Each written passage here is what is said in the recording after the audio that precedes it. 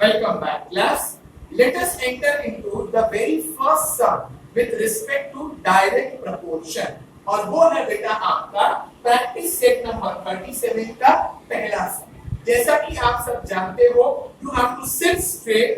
Nothing is to be copied till the end of the video. पहले पूरा सम अच्छे से समझ लेना है। Once I leave the screen, जब मैं स्क्रीन से चला जाता हूँ, तब वीडियो को पॉज करके आप बाकी की चीजें कॉपी कर लोगे। Is this thing clear? So sit straight and pay attention. आपका पहला क्वेश्चन कहता है, if 7 kg of onions cost rupees 140, 7 kilo onion खरीदा है और उसकी कीमत कितनी बताई है बेटा? रुपीस 140। तो हम लोग एक सिंपल सा स्टेटमेंट लिखेंगे and we will write here cost price of 7 kg of onions is equals to rupees 140। Correct? आपको पहला स्टेटमेंट कैसा लिखना है? उन्होंने बोला था 7 किलो ऑनियन की कीमत है 140 rupees. So I have written cost price of 7 kg of onions is equal to rupees 140। और दूसरा स्टेटमेंट बनेगा how much must we pay for 12 kg of onion। अब बेटा हमें 7 किलो ऑनियंस का प्राइस दिया हुआ है और हमें पूछा है 12 kg का। तो आपका अगला स्टेटमेंट बन जाएगा cost price of 12 kg of onions is equals to rupees question mark। Correct? अब बेटा इसके बाद आपको रीजन लिखना है। रीजन किस बात का? कि ये सम डायरेक्ट वेरिएशन में है कि इनवर्स वेरिएशन में। तो अब आप सीधे बैठ के समझो बेटा। जब हमने 7 kg ऑनियन खरीदा तो हमें कितना पे करना पड़ा? 140 रुपीस। अब 7 kg से हम ऑनियन बढ़ा रहे हैं और 12 kg कर रहे हैं। तो जब 7 kg से 12 kg हो गया तो प्राइस बढ़ेगा कि घटेगा? ऑफ कोर्स बढ़ेगा। तो जब 7 kg से बढ़कर 12 kg हुआ तो प्राइस भी बढ़ेगा। क्वांटिटी, कांदे का वजन इंक्रीज हुआ तो यहाँ पर ऑनियन का प्राइस भी क्या हो जाएगा? इंक्रीज। और जब दो क्वांटिटी साथ में इंक्रीज होती है या साथ में डिक्रीज होती है बेटा, तो उसे कहते हैं डायरेक्ट वेरिएशन। इसी रीजन को हमें यहाँ पर लिखना है।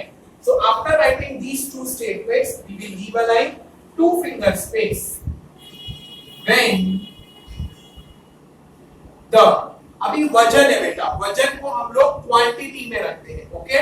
तो आप लिखोगे when the quantity of onions, यहां पर ऑनियन की जो क्वांटिटी है वो क्या हो रही है बेटा?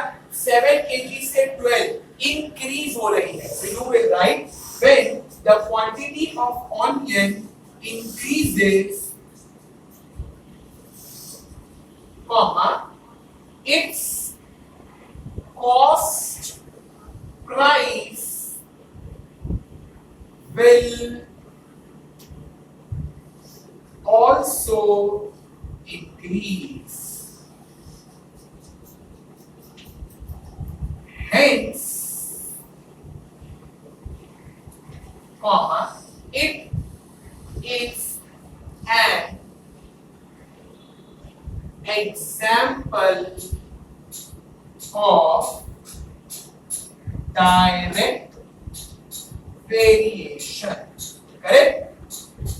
क्योंकि क्वांटिटी भी इंक्रीज हो रही है तो कॉस्ट प्राइस भी क्या होगा? इंक्रीज। Increase increase. जब दो क्वांटिटी साथ में इंक्रीज होती है या वही दो क्वांटिटी साथ में डिक्रीज होती है बेटा, तब वो बनते हैं डायरेक्ट वेरिएशन। इसीलिए ये बन गया, hence it is an example of direct variation.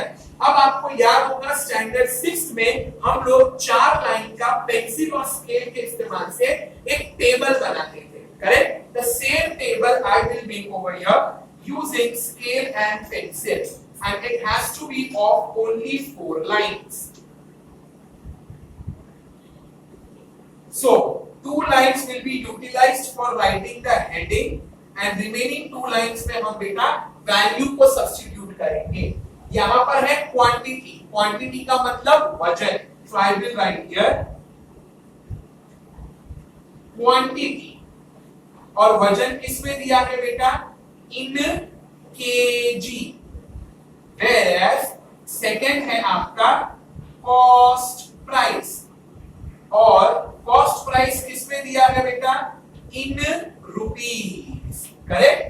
अब पहला स्टेटमेंट रीड करते हैं। कॉस्ट प्राइस ऑफ 7 केजी, 7 के साथ क्या लगा है? केजी, तो केजी वाले कॉलम में I will write 7 of onion is equal to rupees 140, 140 के साथ क्या लगा है? रुपीस, सो रुपीस वाले कॉलम में I will write here 140। Second statement, cost price of 12 KG of onions, अब 12 के साथ क्या लगा है? केजी, तो केजी वाले कॉलम में again I will write here 12 और of onions is rupees question mark.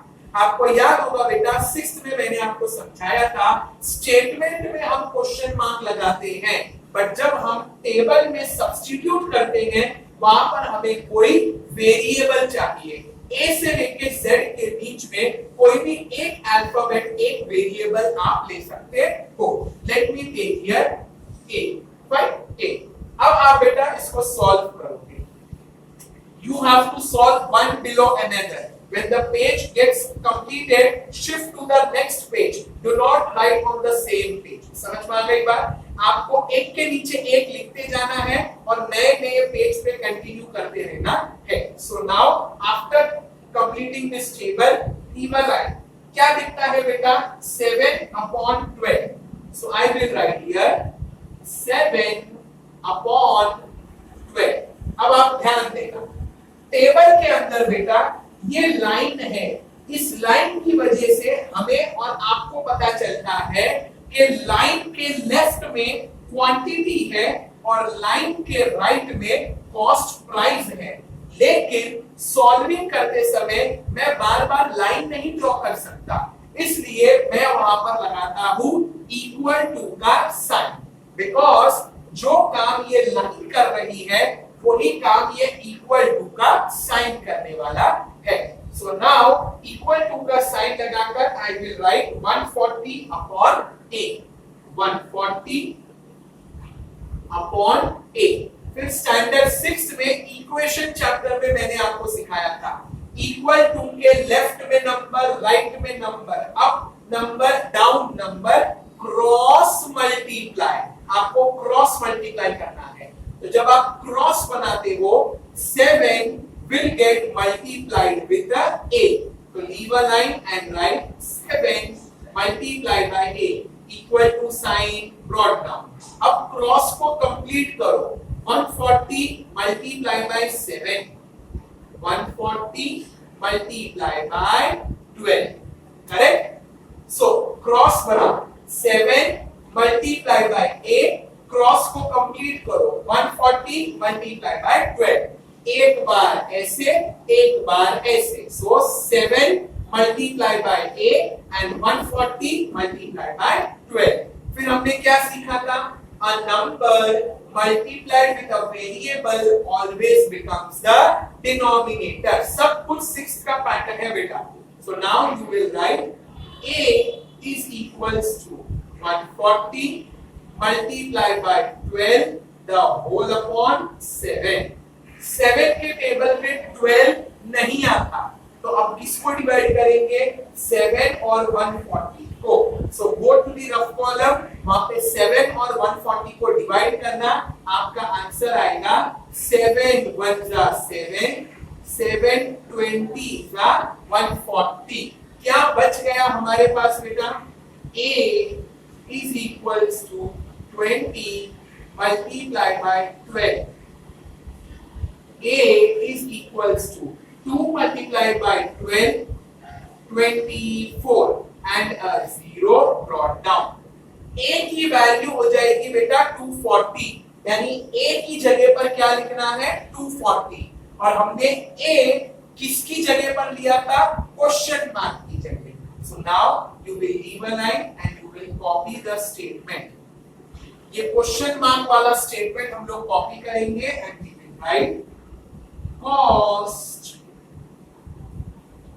price of 12 kg of onions is equals to rupees। Question mark की जगह पर अब हम लगा देंगे 240। So I will write here 240। Clear? So इसी के साथ बेटा आपका पहला डायरेक्ट प्रोपोर्शन या डायरेक्ट वेरिएशन का सम कंप्लीट होता है।